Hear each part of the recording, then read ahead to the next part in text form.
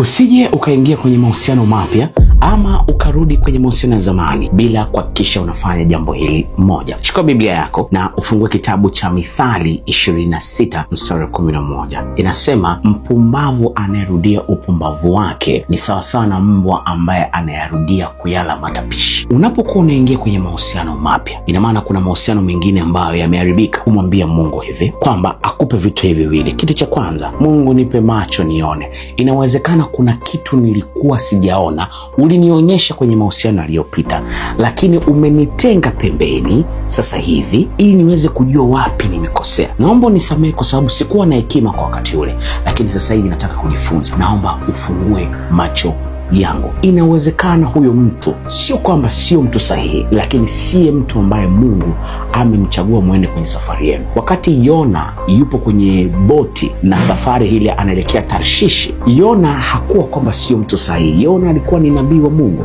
lakini tu hakupaswa kuelekea kwenye ile safari. Kuna watu wengine hawapaswi kuwepo kwenye maisha yako hata kama ni watu sahihi. Kitu cha pili, mwambie Mungu hivi, macho si muhimu kama hakuna mwanga. Naomba ukanipe mwanga ambao nitaona hata yale mambo ambayo yalikuwa yamejificha katika haya mahusiano mapya yanayoingia, niweze kuyaona mapema kabla sijafika sehemu ambayo nitakuja kukukosea wewe Baba.